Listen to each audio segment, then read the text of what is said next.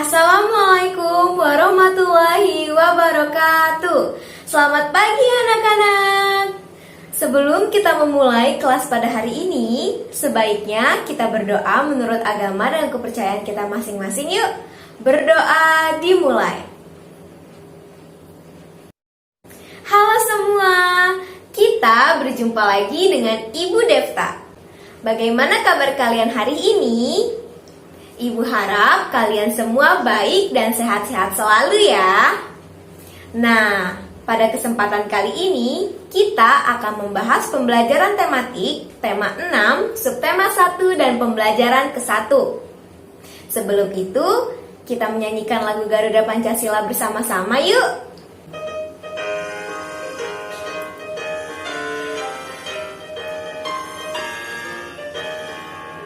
Garuda Pancasila, akulah pendukungmu, patriot proklamasi, sedia berkorban untukmu. Pancasila dasar negara, rakyat adil makmur sentosa, pribadi bangsaku, ayo maju. Ayo maju, maju, ayo maju, maju.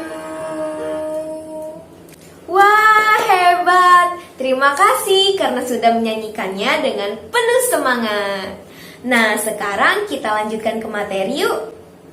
Jadi, pada subtema sebelumnya kita sudah membahas mengenai aku dan cita-citaku. Maka ibu harap kalian harus terus bekerja keras dan terus tekun belajar agar kalian dapat mencapai cita-cita yang kalian inginkan. Baiklah, sekarang kita memulai literasi terlebih dahulu ya. Ibu persilakan kepada kalian semua untuk membuka buku tematik tema 6 pada halaman 62. Kemudian bacalah teks yang berjudul Kisah Seorang Guru Anak Berkebutuhan Khusus. Nah, setelah membaca teks tadi, jadi apakah kalian tahu profesi apa yang terdapat pada teks tersebut? Ya, betul. Jadi pada teks tadi ada seorang wanita muda yang beralih profesi dari seorang dokter menjadi seorang guru. Jadi, siapa nih di antara kalian yang ingin menjadi seorang guru? Wah, pasti banyak sekali ya. Jika kalian bersungguh-sungguh dengan cita-cita yang kalian inginkan, maka kalian harus terus semangat dan rajin belajar ya. Nah anak-anak, jadi sekarang ibu mempunyai sebuah puisi mengenai cita-cita. Kita baca bersama-sama yuk. Cita-citaku, karya M. Ridwan Hafiz. Cita-citaku ingin menjadi dokter, agar dapat menyembuhkan orang yang sakit. Cita-citaku ingin menjadi dokter, agar anak-anak menjadi sehat. Aku harus belajar dengan sungguh-sungguh, agar dapat menggapai cita-citaku itu. Aku harus belajar dengan sungguh-sungguh agar menjadi orang yang berguna bagi nusa dan bangsa. Apa ya judul dari puisi yang telah kita baca tadi? Ya, judulnya adalah Cita-citaku. Jadi setelah membaca puisi tadi, apakah kalian tahu cita-cita orang yang terdapat di dalam puisi itu? Benar, ia ingin menjadi seorang dokter. Wah, sungguh hebat ya cita-citanya. Ibu yakin pasti banyak dari kalian yang memiliki cita-cita yang sama dengan yang terdapat di dalam puisi tersebut. Sebelumnya, kita sudah membahas mengenai ciri-ciri puisi. Ada yang masih ingat? Wah, sepertinya kalian lupa-lupa ingat ya. Tidak apa-apa, Ibu akan mengingatkan kembali mengenai ciri-ciri puisi. Ciri yang pertama, puisi terdiri dari 4 baris yang disebut bait. Yang kedua, puisi terdiri dari sampiran dan isi. Dan yang ketiga, puisi memiliki bunyi vokal yang beraturan berupa ABAB atau AAAA. Jadi anak-anak, puisi pasti selalu memiliki judul dan tema. Lalu, hal yang menjadi pedoman dalam sebuah puisi adalah ciri-ciri yang telah Ibu sebutkan tadi.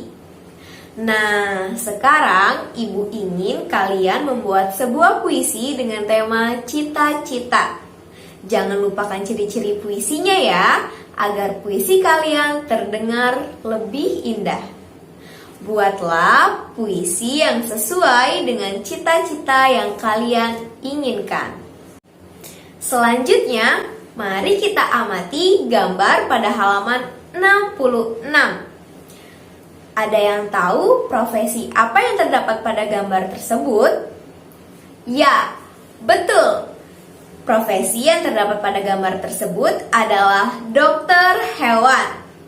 Ngomong-ngomong soal hewan, apakah kalian penasaran tentang bagaimana daur hidup hewan? Karena sekarang kita akan membahas mengenai daur hidup hewan. Jadi, daur hidup hewan adalah tahap perkembangan hewan sejak ia menetas atau lahir hingga menjadi dewasa. Kemudian, daur hidup hewan dibagi menjadi 2 bagian, yaitu ada yang melalui tahap metamorfosis dan ada yang melaluinya tanpa metamorfosis. Lalu, apa ya metamorfosis itu?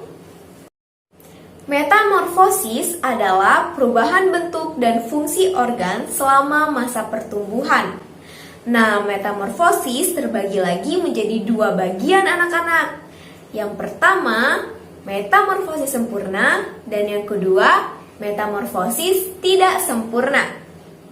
Nah, agar kalian lebih memahami mengenai metamorfosis, Ibu akan menampilkan sebuah media mengenai metamorfosis. Halo semua, jadi ini dia media yang Ibu bicarakan tadi. Nama medianya adalah papan metamorfosis sempurna. Jadi kalian bisa lihat di sini sudah terdapat sebuah bagan mengenai metamorfosis. Ada fase pertama, fase kedua, fase ketiga, fase keempat, dan ada fase kelima. Jadi cara menggunakannya, di sini kalian bisa lihat sudah ada perekat ya anak-anak. Dan di tangan Ibu sudah memegang fase-fase mengenai metamorfosis sempurna yang terjadi pada hewan kupu-kupu. Langsung saja ya anak-anak. Yang pertama, fase 1. Fase 1 yaitu adalah telur. Jadi gambar telur kita rekatkan pada fase pertama ya anak-anak. Telur ini dihasilkan dari kupu-kupu dewasa. Kemudian lama-kelamaan telur akan berkembang menjadi larva atau ulat. Kita rekatkan lagi ya gambarnya. Selanjutnya ulat akan memakan dedaunan yang ada pada pohon, lalu akan bertumbuh menjadi sebuah kepompong. Siapa nih yang sering melihat kepompong di lingkungan sekitar? Lalu kepompong akan terus bertumbuh hingga ia mengeluarkan sebuah kupu-kupu muda. Kupu-kupu muda ini akan terus berkembang menjadi seekor kupu-kupu dewasa. Nah, itu dia tahapan metamorfosis sempurna pada kupu-kupu. Ibu harap kalian sudah dapat mengerti ya anak-anak. Jika metamorfosis sempurna terdiri atas 4 tahapan, maka metamorfosis tidak sempurna hanya terdiri atas 3 tahapan, yaitu telur, nimfa, lalu imago. sehingga tidak terdapat tahap pupa atau kepompong di dalamnya. Nah, seperti yang telah disajikan di dalam media tadi, contoh hewan yang mengalami tahap metamorfosis sempurna adalah kupu-kupu. Lalu ada juga katak. Sedangkan hewan yang mengalami metamorfosis sempurna adalah setelah ibu menampilkan media tadi, kalian dapat lebih memahami mengenai metamorfosis ya anak-anak. Lalu, bagaimana dengan daur hidup tanpa metamorfosis? Apa saja ya contoh hewan yang mengalami hal tersebut? Daur hidup tanpa metamorfosis adalah tahap perkembangan makhluk hidup tanpa mengalami perubahan bentuk dalam hidupnya. Contohnya yaitu ayam. Dalam perkembangannya, ayam tidak mengalami perubahan. Maksudnya, saat ia menetas, bentuknya sudah sama persis seperti induknya. Bagaimana anak-anak? Apakah kalian sudah mengerti dengan penjelasan-penjelasan yang telah Ibu berikan pada hari ini? Ibu harap kalian dapat memahaminya dengan baik ya.